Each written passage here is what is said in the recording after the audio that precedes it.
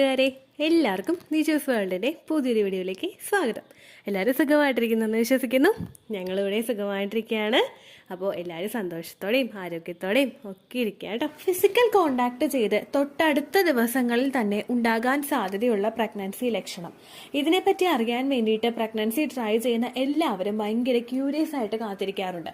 Ovulation കഴിഞ്ഞതിന് ശേഷം അല്ലെങ്കിൽ നമ്മൾ ഫിസിക്കൽ കോണ്ടാക്ട് ചെയ്ത് കഴിഞ്ഞതിന് ശേഷം 2 ദിവസം കഴിയുമ്പോഴേക്കും ചേച്ചി ഇന്ന ലക്ഷണങ്ങൾ വരുന്നുണ്ട്, പ്രഗ്നൻസി പോസിറ്റീവ് ആണോ, അല്ലെങ്കിൽ പ്രഗ്നൻസി ആയിട്ടുണ്ടാകുമോ, പ്രഗ്നൻസി ഞാൻ ടെസ്റ്റ് ചെയ്തോട്ടെ എന്നിങ്ങനെയുള്ള കാര്യങ്ങൾ ചോദിക്കുന്ന ഒരുപാട് പേരുണ്ട്.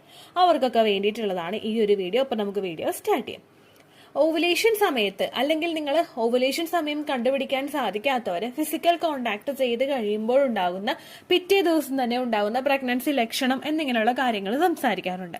ഏറ്റവും കൂടുതൽ നമ്മൾ ഒരു സ്ത്രീക്ക് അണ്ടോൽപാദനം നടക്കുന്ന ഓവുലേഷൻ ഉണ്ടാകുന്ന ആ ഒരു സമയത്ത് ഉറപ്പായും പ്രഗ്നൻസിയുടേത് പോലുള്ള ലക്ഷണങ്ങൾ നമുക്ക് ഫീൽ ചെയ്യാം. അതായത് ഓവുലേഷൻ നടക്കുമ്പോഴേക്കും നമ്മുടെ ഏതെങ്കിലും ഒരു ഓവറിയിൽ നിന്നാണ് അണ്ടം പൊട്ടി പുറത്തേക്ക് വരുന്നത്. ഈ ഒരു പ്രോസസ്സ് അവിടെ നടക്കുമ്പോഴേക്കും നമുക്ക് ഏത് ഭാഗത്തെ അണ്ടാശയത്തിൽ നിന്നാണോ അണ്ടം റിലീസ് ആകുന്നത് ആ ഒരു ഭാഗത്ത് മൈൽഡായിട്ട് വേദനയുണ്ടാകും. ഇംപ്ലാന്റേഷൻ ബ്ലീഡിംഗ് ആയിട്ട് ഏകദേശം സാദൃശ്യമുള്ള ഈ ഒരു ബ്ലീഡിങ് ചിലപ്പോൾ നമുക്ക് കുത്തുന്നത് പോലെയോ കൊളുത്തി വലിക്കുന്നത് പോലെയുള്ള ഒരു സെൻസേഷൻ നമുക്ക് തരാം. ഇങ്ങനെയുള്ള ഒരു പെയിൻ നമുക്ക് ഫീൽ ചെയ്യുന്ന സമയത്ത്, പ്രഗ്നൻസി ട്രൈ ചെയ്തുകൊണ്ടിരിക്കുന്ന സമയത്ത്, ഇംപ്ലാന്റേഷൻ ഏതൊരു ദിവസം നടക്കുമെന്ന് അറിയാത്ത ഒരാൾക്ക് ഉറപ്പായിട്ടും കൺഫ്യൂഷൻ ഉണ്ടാകാം. എപ്പോഴാണോ നമുക്ക് ഓവുലേഷൻ നടക്കുന്നത് ആ ഓവുലേഷൻ നടക്കുന്ന എക്സാക്റ്റ് ആയിട്ടുള്ള ഒരു ഡേയോ അതിന്റെ പിറ്റേ ദിവസമോ ഒക്കെ ആയിരിക്കും നമുക്ക് ഇംപ്ലാന്റേഷൻ്റെതായിട്ടുള്ള ഒരു അബ്ഡോമൻ പെയിൻ ഫീൽ ചെയ്യുന്നത്. ഏറ്റവും കൂടുതൽ ഈ ഒരു പെയിൻ ഉണ്ടാകുമ്പോൾ പലരും ഇതിനെ ഇംപ്ലാന്റേഷൻ ക്രാംസ് ആയിട്ടാണ് തെറ്റിദ്ധരിക്കുന്നത്.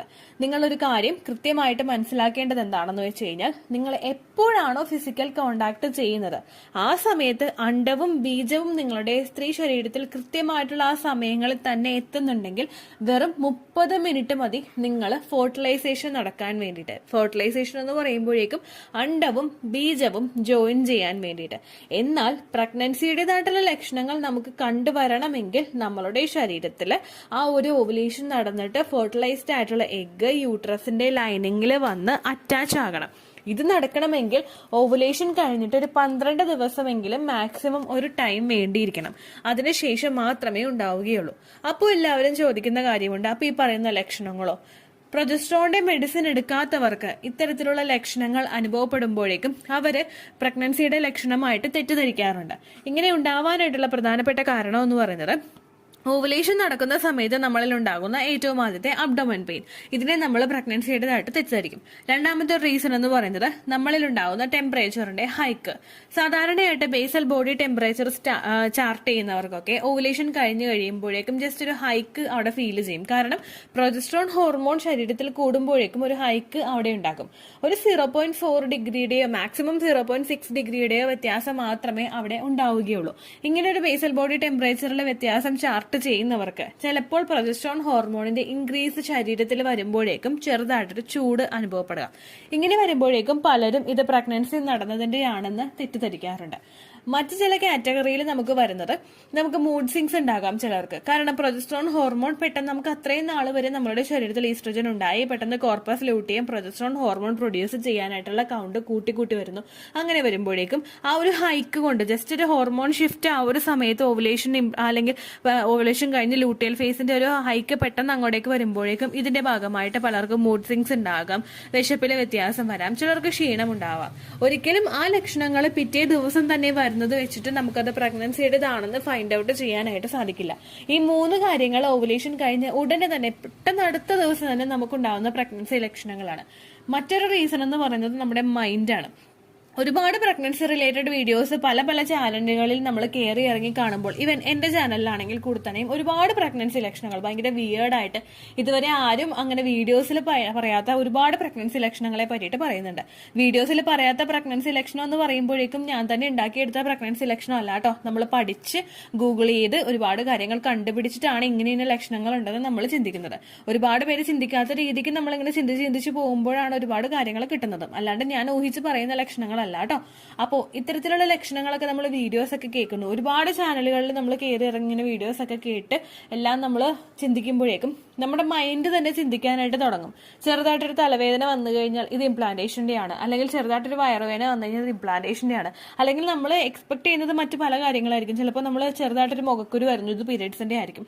ഇങ്ങനെ നമ്മൾ ഓവറായിട്ട് തിങ്ക് ചെയ്യാനായിട്ട് തുടങ്ങുമ്പോഴേക്കും മൈന്യൂട്ടായിട്ട് നമ്മൾ ചിലപ്പോൾ ചെയ്യുന്ന ജോലികളുടെ കാര്യങ്ങൾ കൊണ്ട് നമുക്ക് ഉണ്ടാകുന്ന എന്തെങ്കിലും ബുദ്ധിമുട്ടുകൾ, അല്ലെങ്കിൽ കുമ്പിട്ടൊന്ന് നിവർന്ന് കഴിയുമ്പോൾ വയറൊന്ന് കൊളുത്തി പിടിക്കുന്നത് കാണുമ്പോൾ നമ്മളിത് ഇംപ്ലാന്റേഷനായിട്ട് തെറ്റിദ്ധരിക്കുന്നു, നമ്മുടെ മൈൻഡ് തന്നെ സങ്കല്പിച്ച് വെക്കുന്നു. ഇങ്ങനെയുള്ള ഒരുപാട് കാര്യങ്ങൾ കൊണ്ട് നമുക്ക് ഇത്തരത്തിലുള്ള വ്യത്യാസങ്ങളും അനുഭവപ്പെടാം.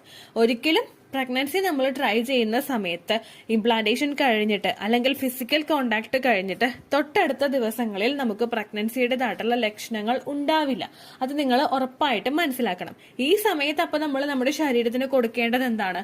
ഇംപ്ലാന്റേഷൻ സക്സസ്ഫുൾ ആകാൻ വേണ്ടിയിട്ട് നമുക്ക് എങ്ങനെയൊക്കെ ശരീരത്തിനെ സപ്പോർട്ട് ചെയ്ത് കൊടുക്കാൻ പറ്റുമോ ആ കാര്യങ്ങൾ ചെയ്യുക.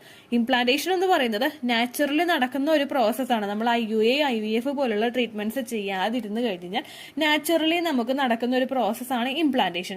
ഇതിനെ നമുക്ക് സപ്പോർട്ട് ചെയ്ത് കൊടുക്കാൻ സാധിക്കുന്നത് ഇംപ്ലാന്റേഷൻ നടക്കാവുന്ന നേരത്ത് നമ്മളുടെ ശരീരത്തിലോട്ടുള്ള ബ്ലഡ് സർക്കുലേഷൻ കൂട്ടിക്കൊടുക്കണം, നമ്മുടെ യൂട്രസിലോട്ടുള്ള ബ്ലഡ് സർക്കുലേഷൻ കൂട്ടിക്കൊടുക്കണം. അതുപോലെ തന്നെ ഈ സമയത്ത് നമുക്ക് ശരീരത്തിന് കൊടുക്കാൻ പറ്റുന്ന വിറ്റമിൻസ്, ഇംപ്ലാന്റേഷൻ നടക്കാൻ നമ്മളെ സഹായിക്കുന്ന വിറ്റമിൻസും ന്യൂട്രിയൻസും നമുക്ക് ശരീരത്തിലോട്ട് കൊണ്ടു ചെന്ന് എത്തിക്കാൻ പറ്റണം. ഈ കാര്യങ്ങളാണ് നമുക്ക് നല്ല രീതിയിൽ ചെയ്യാൻ പറ്റുന്നത്. ഇതൊക്കെ ചെയ്ത് കഴിഞ്ഞാലും നമ്മൾ അടുത്തതായിട്ട് ശ്രദ്ധിക്കേണ്ടത് നമ്മുടെ കുടലിന്റെ ആരോഗ്യമാണ്. നമ്മുടെ ഗട്ട് ഹെൽത്ത് കൃത്യമായിട്ട് അവിടെ ഇല്ല എങ്കിൽ അത് നമ്മളുടെ ഇംപ്ലാന്റേഷനെ അഫക്ട് ചെയ്യും. കാരണം ഹെൽത്തി ആയിട്ട് നമ്മളുടെ ശരീരത്തിൽ ഡൈജഷൻ നടന്നാലേ നമ്മൾ ശരീരത്തിലോട്ട് എത്തിക്കുന്ന കാര്യങ്ങൾ ശരീരത്തിലോട്ട് പൂർണ്ണമായിട്ടും എത്തുകയുള്ളൂ. അപ്പോൾ ബ്ലഡ് സർക്കുലേഷനും ഗട്ട് ഹെൽത്തും പൂർണ്ണമായിട്ടും വർദ്ധിപ്പിക്കാൻ വേണ്ടിയിട്ട് എന്തെല്ലാം കാര്യങ്ങൾ നിങ്ങൾക്ക് ചെയ്യാൻ സാധിക്കുമോ അത്തരത്തിലുള്ള കാര്യങ്ങൾ നിങ്ങൾ ചെയ്യുക. അതിനു വേണ്ടിയിട്ട് ഫോർട്ടിലിറ്റി എക്സസൈസ് എന്നുള്ളൊരു സെപ്പറേറ്റ് പ്ലേലിസ്റ്റ് നമ്മുടെ ചാനലിൽ കൊടുത്തിട്ടുണ്ട്. ഈ പ്ലേലിസ്റ്റിൽ ഏറ്റവും കൂടുതൽ ഡിസ്കസ് ചെയ്യുന്നത് നാച്ചുറലി ഫോർട്ടിലൈസേഷൻ അല്ലെങ്കിൽ ഇംപ്ലാന്റേഷൻ നടക്കാൻ വേണ്ടിയിട്ടുള്ള സാധ്യതയെ നമുക്ക് വർദ്ധിപ്പിക്കാൻ സഹായിക്കുന്ന തരത്തിലുള്ള എക്സസൈസിനെ പറ്റിയിട്ടാണ്. വെയിറ്റ് ലോസിനല്ലാത്ത എക്സസൈസുകൾ ഫോർട്ടിലിറ്റി എക്സസൈസ് എന്നുള്ള ഒരു കാറ്റഗറിയിൽ വരുമ്പോഴേക്കും അത് ഏറ്റവും കൂടുതൽ ഇമ്പോർട്ടൻസ് കൊടുക്കുന്നത് നമ്മുടെ ഫോർട്ടിലിറ്റി കൂട്ടാൻ, അതായത് നമ്മളുടെ അണ്ടോൽപാദനം വർദ്ധിപ്പിക്കാൻ, നമ്മളുടെ ആ ഒരു ബീജസങ്കലനം നടക്കാൻ വേണ്ടിയിട്ടുള്ള എബിലിറ്റി വർദ്ധിപ്പിക്കാൻ, നമ്മളുടെ ഇംപ്ലാന്റേഷൻ നടക്കാൻ വേണ്ടിയിട്ടുള്ള ശരീരത്തിന്റെ ആ ഒരു കേപ്പബിലിറ്റി വർദ്ധിപ്പിക്കാൻ, എൻഡോമെട്രിയൽ ലൈനിങ്ങിന്റെ തിക്നെസ് വർദ്ധിപ്പിക്കാൻ, ഇങ്ങനെയുള്ള കാര്യങ്ങളൊക്കെ കൂട്ടാൻ വേണ്ടിയിട്ടുള്ളതാണ് ഫോർട്ടിലിറ്റി എക്സസൈസുകൾ. ഈ എക്സസൈസുകൾ നമ്മൾ ചെയ്യുക. നമ്മളെ കൊണ്ട് പറ്റുന്ന രീതിക്ക് ഒരു 10 to 15 മിനിറ്റ്സ് അല്ലെങ്കിൽ ഹാർഡ്ലി ഒരു 30 മിനിറ്റ്സ് നമ്മൾ ഈ എക്സസൈസ് ചെയ്യുന്നത് ഇംപ്ലാന്റേഷൻ നടക്കാൻ വേണ്ടിയിട്ടുള്ള സാധ്യതയെ വർദ്ധിപ്പിക്കും. ആ കാര്യങ്ങൾ നിങ്ങൾ പ്രത്യേകം ശ്രദ്ധിക്കുക കേട്ടോ. അതുപോലെ തന്നെ സ്ട്രെസ് ഇല്ലാതെ ഈ ലക്ഷണം കണ്ടു കഴിഞ്ഞാൽ അത് ഇംപ്ലാന്റേഷന്റെ ആണ് എന്ന് തെറ്റിദ്ധരിക്കാതെ ഹാപ്പി ആയിട്ടും പീസ്ഫുൾ ആയിട്ടും മൈൻഡ് കീപ്പ് ചെയ്യാൻ വേണ്ടിയിട്ട് നിങ്ങൾ ശ്രദ്ധിക്കുക. ഹെൽത്തി ആയിട്ടുള്ള ഒരു മൈൻഡാണ് ഹെൽത്തി ആയിട്ടുള്ള ശരീരത്തിന്റെ പ്രവർത്തനങ്ങളെ സപ്പോർട്ട് ചെയ്യുന്നത് കേട്ടോ. അപ്പോൾ ഈ കാര്യങ്ങൾ മസ്റ്റ് ആയിട്ട് ശ്രദ്ധിക്കുക. അപ്പോൾ ഇത്രയേ ഉള്ളൂ വീഡിയോ. എന്തെങ്കിലും സംശയം ഉണ്ടെങ്കിൽ നിങ്ങൾ കമന്റ്സിൽ ചോദിക്കുക. പണ്ടത്തെ വീഡിയോയ്ക്ക് കമന്റ്സ് ഇടുന്നവർക്ക് റിപ്ലൈ കിട്ടുന്നില്ലെങ്കിലോ, നമ്മൾ തമ്മിൽ ഓൾറെഡി ഒരു കോൺവെർസേഷൻ ഉണ്ടായിട്ടും അതിന്റെ കണ്ടിന്യൂഷൻ ആയിട്ട് നിങ്ങൾക്ക് റിപ്ലൈ കിട്ടിയിട്ടില്ലെങ്കിലോ, ലേറ്റസ്റ്റ് ആയിട്ട് ഞാൻ ഏത് വീഡിയോ ആണ് അപ്ലോഡ് ചെയ്യുന്നത് അതിന് താഴെ കമന്റ് ഒന്ന് കോപ്പി പേസ്റ്റ് ചെയ്യാനായിട്ട് ശ്രദ്ധിക്കുക കേട്ടോ. അതുപോലെ ഓവുലേഷൻ ഡേറ്റ് കാൽക്കുലേറ്റ് ചെയ്ത് തരാനായിട്ട് റിക്വസ്റ്റ് ചെയ്യുന്നവർ എത്രയാണോ നിങ്ങളുടെ കൃത്യം സൈക്കിൾ ലെങ്ത് അത് മെൻഷൻ ചെയ്യാനായിട്ട് ശ്രദ്ധിക്കുക. സൈക്കിൾ ലെങ്ത് എന്നതുകൊണ്ട് ഉദ്ദേശിച്ചത് ഓരോ മാസവും എത്ര ദിവസം കൂടുമ്പോഴാണോ ബ്ലീഡിങ് വരുന്നത് അതിനെയാണ് കേട്ടോ ഉദ്ദേശിച്ചത്. അതായത് ജനുവരിയിൽ നിങ്ങൾക്ക് ഒരു 1-ാം തീയതിയാണ് ബ്ലീഡിങ് വന്നതെങ്കിൽ, ഫെബ്രുവരിയിൽ നിങ്ങൾക്ക് 2-ാം തീയതിയാണ് ബ്ലീഡിങ് വരുന്നതെങ്കിൽ, ജനുവരി 1-ന് ഡേ 1 ആയിട്ടെടുത്ത് ഫെബ്രുവരി 2 വരെ എത്ര ദിവസമുണ്ടോ അത് എണ്ണി പറയുന്നതാണ് സൈക്കിൾ ലെങ്ത് എന്നതുകൊണ്ട് ഉദ്ദേശിച്ചത് കേട്ടോ. ബ്ലീഡിങ് നടന്ന ദിവസം നിങ്ങൾ എടുത്താൽ മതിയാകും. സ്പോട്ടിങ് നടന്ന ദിവസം, അതായത് ചെറുതായിട്ടുള്ള ബ്രൗൺ ഡിസ്ചാർജോ ബ്രൗൺ കളറുള്ള സ്പോട്ടിങ്ങോ വന്ന ദിവസം നിങ്ങൾ എടുക്കുക ആവശ്യം ഇല്ല കേട്ടോ. അപ്പോൾ ഇതുപോലെ തന്നെ നിങ്ങൾ ശ്രദ്ധിക്കുക. സൈക്കിൾ ലെങ്ത് ചോദിക്കുന്ന സമയത്ത് എന്നാണോ ഡേറ്റ് അത് നിങ്ങൾ മെൻഷൻ ചെയ്യാതിരിക്കുക. അതായത് ചില ആളുകൾ ജനുവരി 16, ഫെബ്രുവരി 14 അങ്ങനെ പറയും. അങ്ങനെ പറഞ്ഞുകൊണ്ട് കാര്യമില്ല കേട്ടോ. അപ്പോൾ ഇത്രയേ ഉള്ളൂ വീഡിയോ. അടുത്തൊരു യൂസ്ഫുൾ വീഡിയോ ആയിട്ട് നമുക്ക് വീണ്ടും കാണാം. ബൈ.